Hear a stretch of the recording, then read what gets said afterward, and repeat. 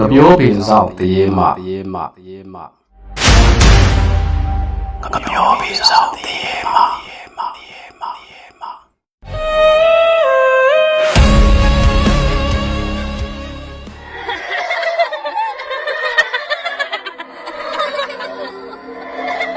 လာပြီးညရဲ့အလင်းရောင်အောင်မှာငပြောတော်ကြီးတစ်ခုလုံးစိမ့်စိမ့်ဆိုနေပါတယ်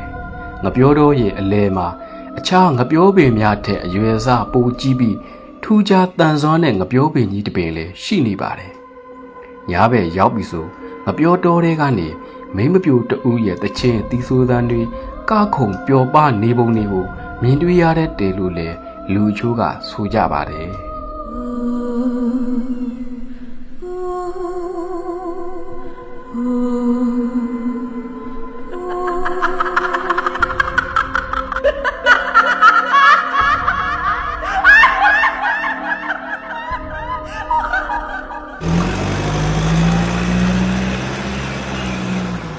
ဒီနေ့ကတော့ဇော်မင်းတယောက်ရွာကိုပြန်လာတဲ့နေ့ဖြစ်ပါတယ်။ရန်ကုန်မှာအလုပ်လုပ်နေရင်ခွင့်ရရှိရတာမို့ရွာကိုပြန်လာခဲ့တာဖြစ်ပါတယ်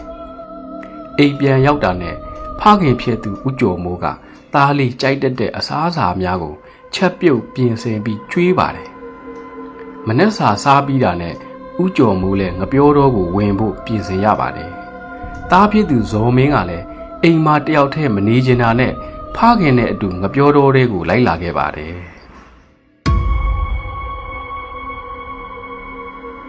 ဇော်မင်းတယောက်ငပြောတော်ရဲ့အလေက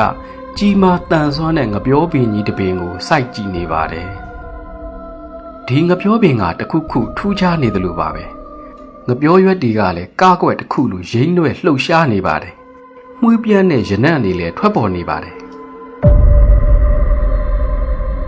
ညနေဆောင်မှာတားဖနှစ်ယောက်အလုတ်သိမ်းပြီးငပြောတော်တွေကနေပြန်လေထွက်ခွာလာခဲ့ပါတယ်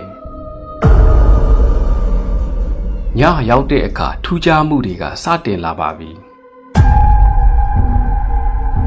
ငပြောတော်ရဲ့အလေကငပြောပင်ကြီးရဲ့ခြေရင်းမှာလှပတဲ့မိမပြူတယောက်ရှိနေပါတယ်အဲ့ဒီမိမပြူလေးကတချင်းတပုတ်ကိုတီးဆိုတယ်ကားကွက်များနဲ့ကပြနေတယ်သူကအခြားသူမဟုတ်ပါဘူးငပြောပင်ကိုစောင့်နေငပြောပင်ဆောင်တရေမလေးတစ်ကောင်ဖြစ်ပါတယ်